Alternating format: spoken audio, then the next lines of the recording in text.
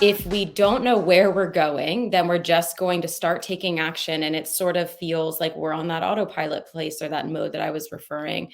And so when we decide for ourselves, these are my boundaries, this is the time allocations that I'm willing to allow myself to fill with different buckets of my time, that makes a big difference. I believe it's Parkinson's law that talks about basically whatever space we give something is the space that it will fill. And the way that I sort of look at that is whatever amount of space we give our work, it will fill. Or you could look at it from sort of the scientific principle of work is like a gas, it'll fill up whatever space is available. And so when we ascribe to this idea of like hustle, grind, burnout, work all of the time, everything else fits in later, then we always feel like we're doing something because something always shows up, or we, find things to fill it with, because it's this sort of junk food of progress, right? Like it's this fake, unnurturing busyness that feels productive when really it's not. And ultimately, what a lot of that comes back to is mindset.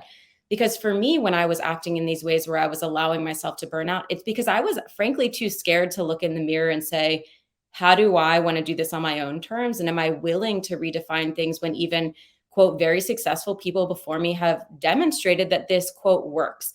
But when you talk about the highlight reel and how that's typically what we're seeing in most places, I'm such a fan of people who are honest about the pros and cons of all of these choices, and will say to you, hey, I had two embezzlements, and hey, my parents told me to go and get a real job because they didn't know if I was going to be able to rebound from that, or whatever the many things are that have happened over the last 13 years that made me question this idea of throwing all my eggs into the basket of work. Because one of the things that was most critical to me, and I think anyone can start to take these steps, is when I found myself in that place of burnout where I was exhausted and I was running on adrenal fatigue and I was snappy at everyone, and every little thing that came up with a client issue felt like the whole house of cards was going to collapse, when really none of that was true. And it didn't help me make any better decisions or be a better leader in the first place, was that I began to run micro experiments where I said, well, if I believe that stepping away from my business for any amount of time is going to make everything crumble,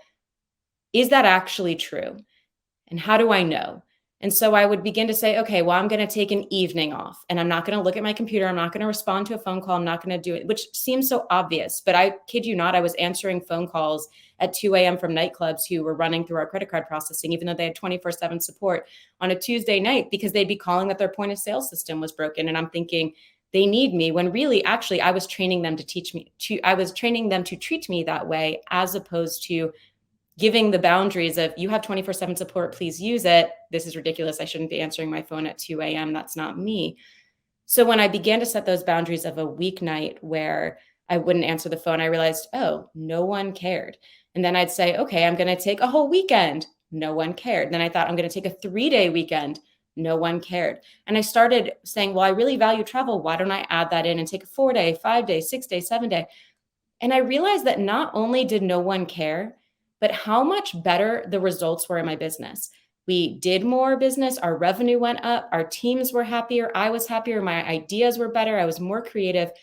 And this is not new information. It's just simply an anecdotal piece of evidence of what happens when you allow spaciousness to refill yourself, and to allow the parts of your brain that don't have time to process what's actually going on to synthesize, and to allow the spaciousness to look around and let things come together and see things from a different perspective.